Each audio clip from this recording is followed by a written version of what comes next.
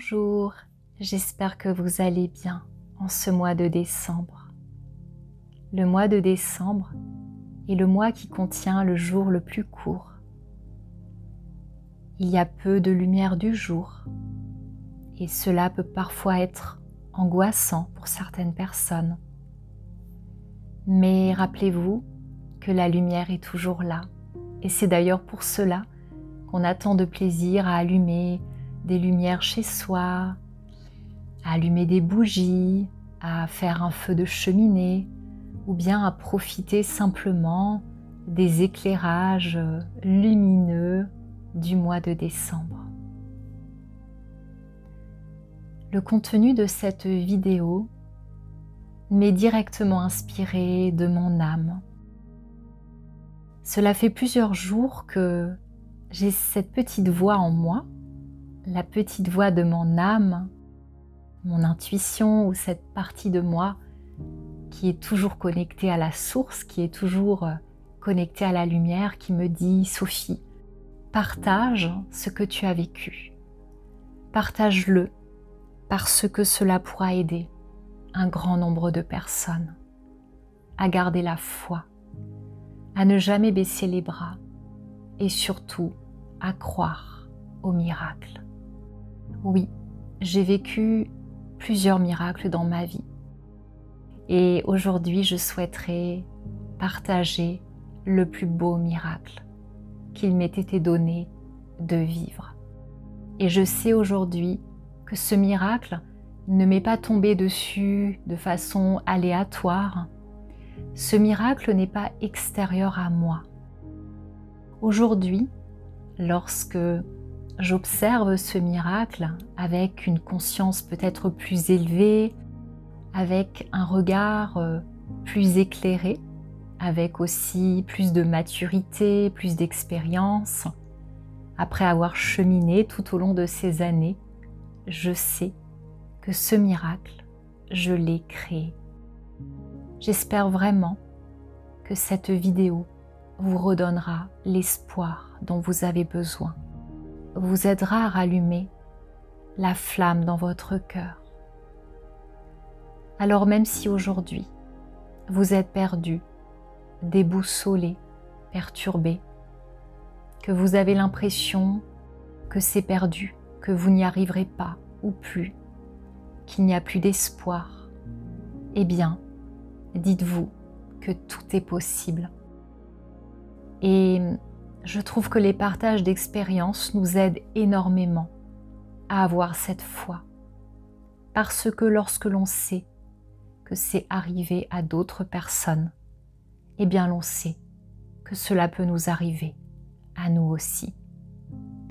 Alors bien sûr, ce que je vais partager avec vous est très personnel et j'espère que vous écouterez ma vidéo avec beaucoup de bienveillance.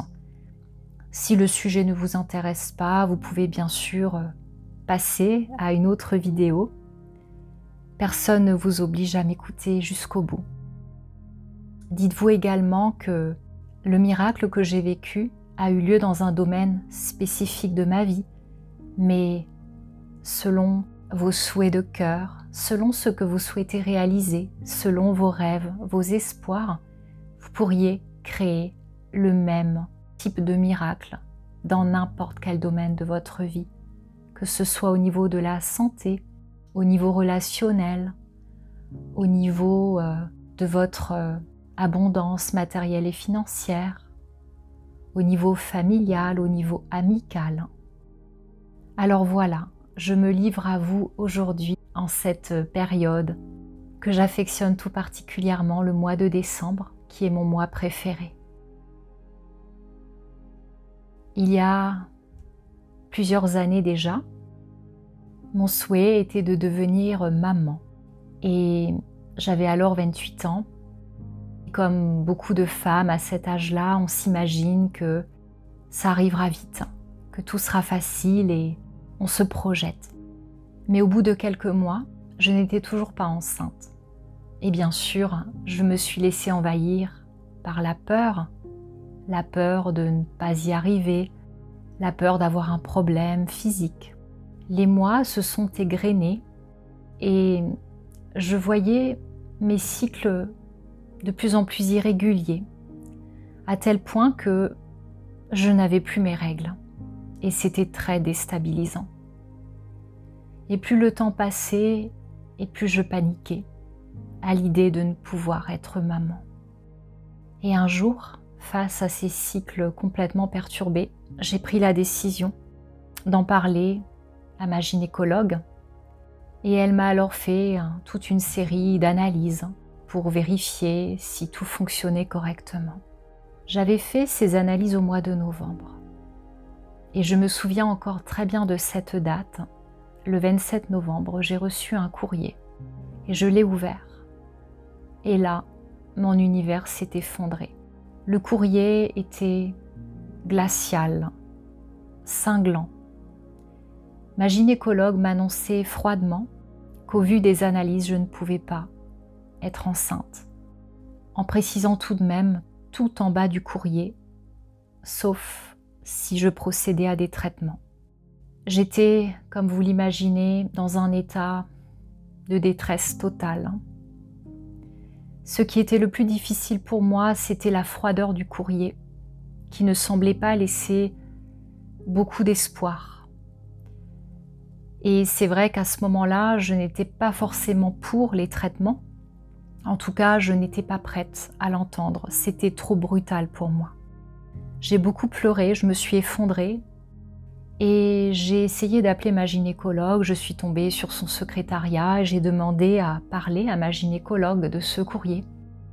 L'assistante médicale a fait barrage en me rétorquant que je ne pouvais pas lui parler, qu'il fallait que je prenne rendez-vous avec elle. Sur ce, je réponds à l'assistante que je viens à peine de prendre rendez-vous avec elle, que justement je sors du rendez-vous, que le rendez-vous a eu lieu il y a quelques jours et que je voulais discuter avec elle des résultats, des analyses, et que cela ne nécessitait pas forcément un nouveau rendez-vous.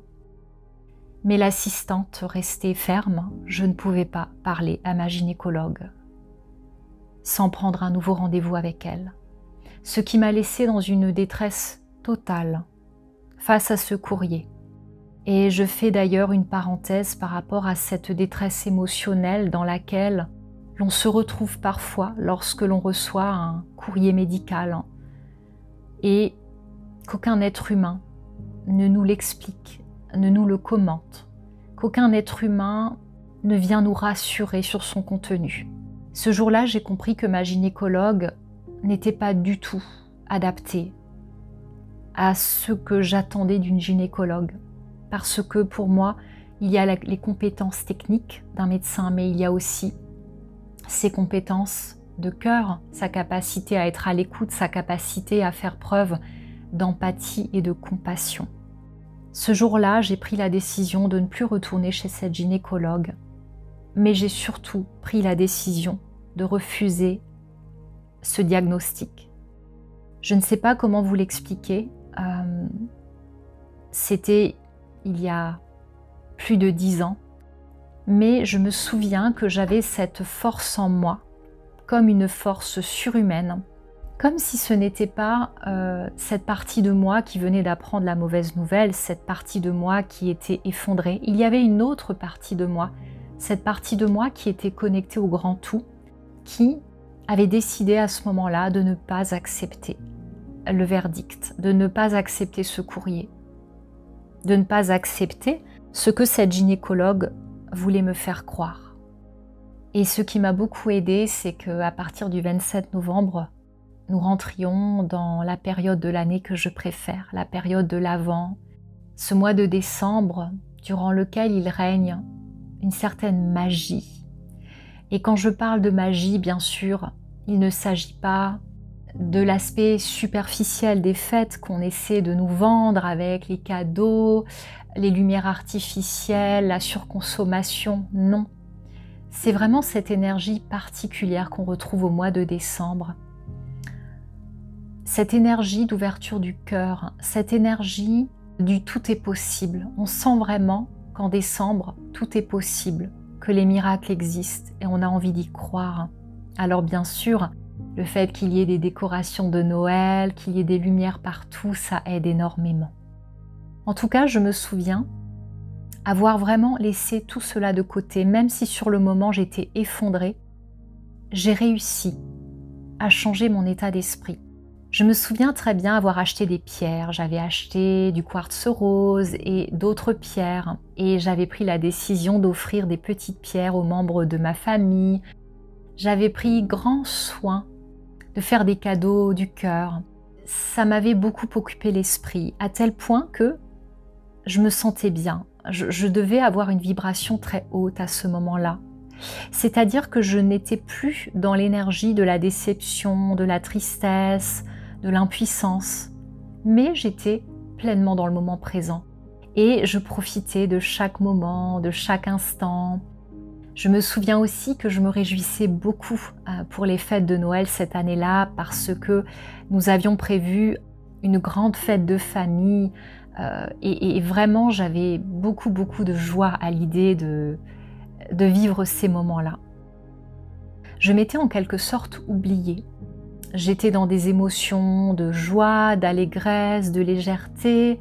J'arrivais à ne plus trop penser au verdict de la gynécologue. Et puis, après les fêtes, c'est vrai qu'il y a eu une période un peu plus difficile pour moi où je me suis dit « Bon, les fêtes sont passées, la réalité est à nouveau face à toi. » Mais ce qui me donnait beaucoup d'espoir, c'était de me dire que j'allais changer de gynécologue. Une amie m'avait parlé d'un gynécologue homme qui était très bien et j'ai pris la décision à ce moment-là de le contacter pour prendre un rendez-vous avec lui. Le rendez-vous a eu lieu le 19 ou le 20 janvier. Et d'ailleurs, je précise que le 19 janvier était le jour de l'anniversaire de ma grand-mère maternelle qui était décédée l'année d'avant à Noël. Et je me souviens très bien être arrivée dans le cabinet du gynécologue complètement décomposée. C'est vrai que toute cette belle énergie dans laquelle j'étais tout au long du mois de décembre s'était complètement évaporée au début du mois de janvier parce que la réalité dans laquelle j'étais, cette réalité que non seulement je n'étais pas enceinte, mais qu'en plus, l'on m'avait dit que je ne pouvais pas être enceinte en l'état, que je n'ovulais pas correctement, eh bien cette réalité m'apparaissait à nouveau de manière foudroyante. Mon moral n'était donc pas au top, c'est vrai. Et je suis donc arrivée chez le gynécologue complètement décomposée. Et je me souviens également que je me confondais en excuses dans son cabinet en lui disant « Je suis désolée d'être dans cet état, mais c'est dur pour moi », lui montrant le courrier de mon ancienne gynécologue et lui précisant, en passant, que j'étais un peu embêtée parce que j'avais mes règles depuis quelques jours et que ce ne serait pas très pratique pour lui, pour m'ausculter. À ce moment-là, j'étais dans ce qu'on appelle une grande détresse émotionnelle, un grand désespoir. Je me sentais coincée, je ne savais plus que faire. J'avais très peur. J'avais l'impression d'avoir touché le fond. Le gynécologue, qui était très empathique, très doux avec moi, m'a immédiatement rassurée et j'ai beaucoup apprécié sa démarche en me disant « Ne vous inquiétez pas, on va voir ce qu'on peut faire. Dans un premier temps, je souhaiterais voir si tout va bien. On va faire une échographie pour voir ce qu'il se passe exactement dans votre utérus. » 5 minutes après, nous étions en train de faire l'échographie. Et à ce moment-là, mon gynécologue m'a dit « Mais madame, vous êtes enceinte. Vous n'imaginez pas le bonheur, la joie que cela a été pour moi d'entendre ces mots magiques. Je n'en croyais pas mes oreilles. Et je lui ai répondu « Mais comment ça? Ce n'est pas possible !» Il me dit « Mais si, c'est possible. Vous êtes enceinte d'environ 3-4 semaines. » Et alors je lui dis « Mais comment ça ?» Et il me dit « Oui, le bébé a été conçu à Noël, le 24 ou le 25 décembre. » Et cela correspondait exactement et précisément à ce moment où j'étais tellement bien. Ce mois de décembre où je me sentais légère, je vivais pleinement le moment présent sans me préoccuper du lendemain. Je ne me posais plus de questions et je profitais simplement des fêtes. J'étais dans une vibration haute. Et la magie a opéré. La magie, en langage des oiseaux, c'est l'âme qui agit. Ma vibration était tellement haute à ce moment-là, j'y croyais tellement, ou plutôt j'étais complètement détachée de la situation. De toute façon, je souhaitais être maman. La demande était envoyée à l'univers depuis longtemps. Mais à ce moment-là, c'est comme si j'avais lâché prise sur le résultat. J'étais complètement sortie des résistances. Je vibrais haut par des émotions légères, par des émotions d'amour, de joie. Et je n'étais plus dans l'énergie du manque. Je ne pensais plus à l'absence de grossesse. Je vivais simplement ces fêtes de Noël avec joie. Et le miracle s'est produit. Et ensuite, j'ai dit au gynécologue, mais je ne comprends pas, je croyais que j'avais mes règles.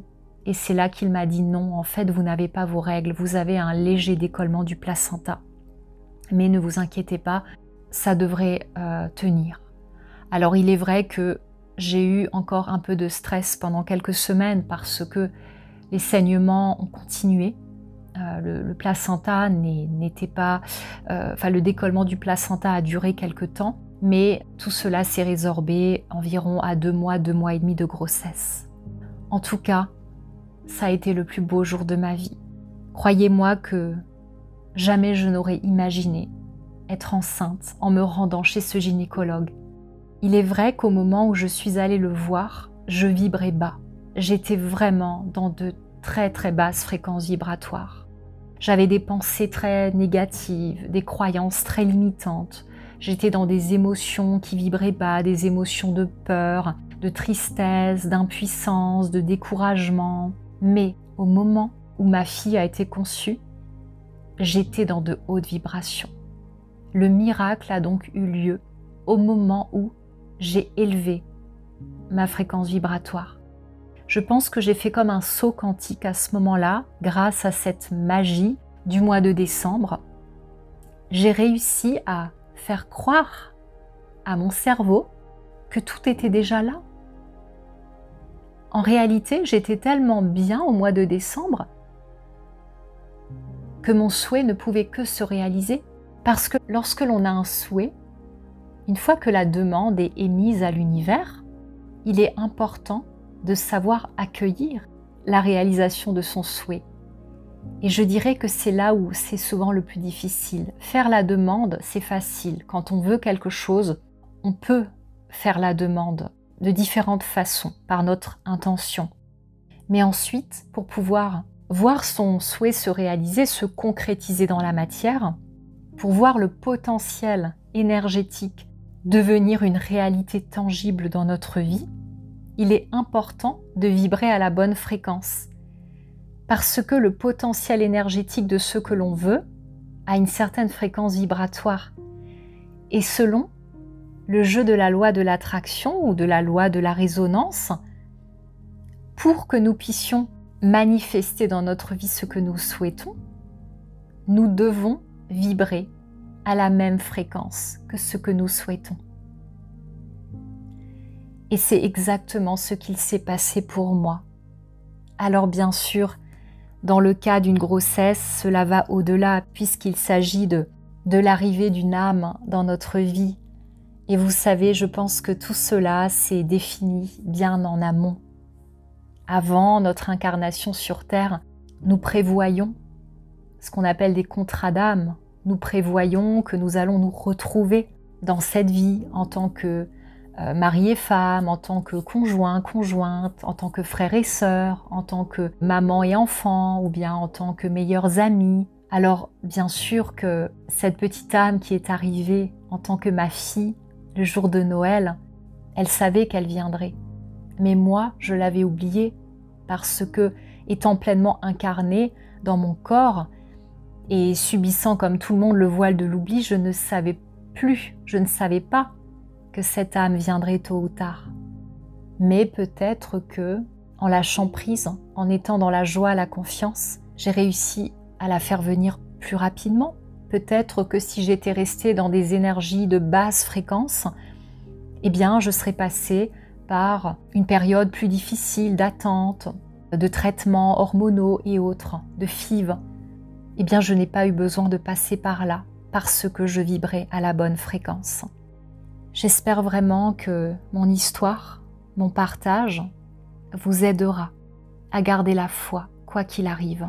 Et surtout, ce que j'aimerais vous dire, ne laissez rien ni personne vous faire douter de la réalisation de vos rêves. Si j'avais écouté cette gynécologue, eh bien, sa croyance serait devenue ma croyance. Alors bien sûr, elle ne me mentait pas. En tant que gynécologue, elle était persuadée de ce qu'elle me disait, avec son niveau de conscience. Mais nous ne sommes pas obligés d'accepter les diagnostics des médecins. Et cela s'applique également à des problèmes de santé, des vrais problèmes de santé, parce que moi je n'avais pas de problème de santé. Quand un médecin vous annonce un diagnostic pessimiste, dites-vous que ce n'est qu'une variante possible, que ce n'est qu'une possibilité.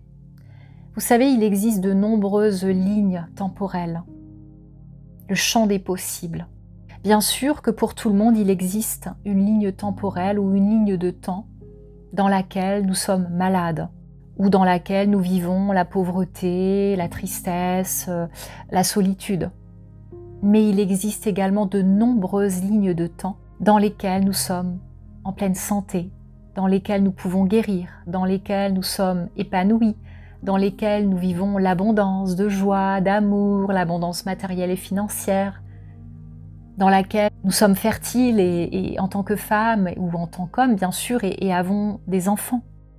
Alors surtout, ne vous limitez pas, parce que lorsque vous acceptez un diagnostic qui bien sûr est pessimiste, eh bien c'est comme si vous décidiez de vous syntoniser, de créer une correspondance vibratoire entre ce que le médecin, le thérapeute vous dit et vous-même.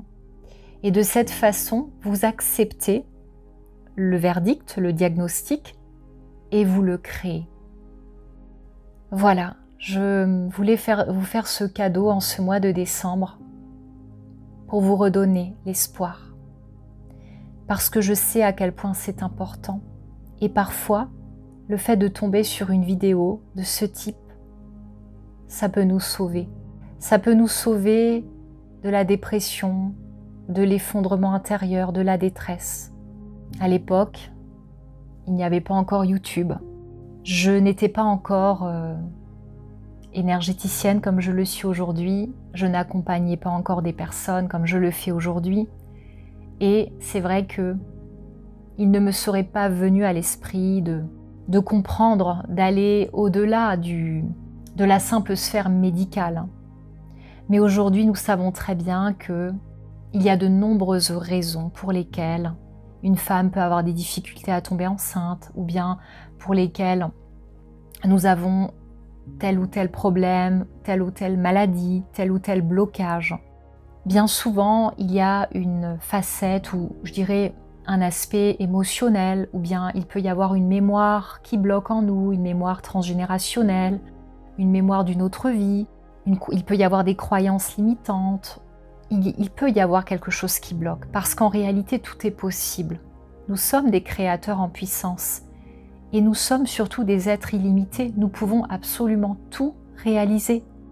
Mais si nous n'y arrivons pas, c'est qu'il y a forcément une couche en nous qui nous limite, dans notre inconscient par exemple, qui nous bloque, qui nous empêche de réaliser ce que nous souhaitons.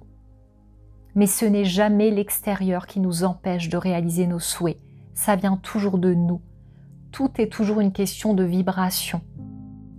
Si aujourd'hui vous avez l'impression que vous n'arrivez pas à réaliser vos souhaits, que ça coince, eh bien je vous invite vraiment à ne pas baisser les bras, à garder cette foi que tout est possible et que les miracles, c'est vous et vous seul qui les créez par votre vibration. Un miracle, c'est le moment où notre vibration s'aligne sur la vibration de ce que l'on souhaite. Il y a comme une correspondance vibratoire qui fait que ce que l'on souhaitait devient tangible dans notre vie. Alors parfois ça peut mettre un petit peu de temps parce que entre le moment où l'on émet la demande à l'univers et le moment où l'univers peut concrétiser notre projet, il y a des réorganisations parfois nécessaires. Dans mon cas, peut-être que l'âme de ma fille n'était pas encore prête à venir parce que vous savez, l'arrivée des âmes sur Terre dépend aussi d'un grand calendrier cosmique, divin. Chaque date de naissance, c'est comme un portail énergétique qui va permettre à l'âme d'expérimenter certaines choses. L'on ne peut pas forcer une âme à arriver si elle n'est pas prête à arriver. L'on ne peut que l'appeler, l'inviter à venir. Et ensuite, cela nécessite beaucoup de lâcher prise. Je ne voudrais pas faire une vidéo trop longue. Je reparlerai certainement de tous ces sujets. Et d'ailleurs, je vais beaucoup plus loin sur ma communauté de lumière, source de lumière, sur Patreon. Toute jeune communauté que j'ai créée parce que je sens vraiment que j'ai envie d'aller plus loin dans mes accompagnements, que j'ai vraiment envie de partager avec vous ce que j'ai pu vivre. Parce que souvent, c'est à travers les expériences des autres qu'on comprend aussi ce que l'on a vécu et qu'on arrive aussi plus facilement à dépasser nos propres épreuves. Alors, si vous avez envie vous aussi de partager peut-être avec moi en commentaire un miracle que vous avez vécu, peut-être le même genre de miracle, eh bien j'en serai heureuse. Et je me dis que plus nous serons nombreux à partager tous les miracles que nous avons vécus, et plus cela générera de la lumière dans nos cœurs, de la lumière sur Terre, dans notre humanité, en cette fin d'année. Et nous en avons vraiment besoin. Parce que c'est la lumière qui nous guérit, c'est la lumière qui dissout l'obscurité, c'est la lumière qui nous éclaire et surtout c'est la lumière qui nous rend libres. Pour terminer, n'oubliez pas, les miracles existent, les miracles ne sont pas l'exception et surtout les miracles viennent de nous. C'est nous qui créons nos propres miracles.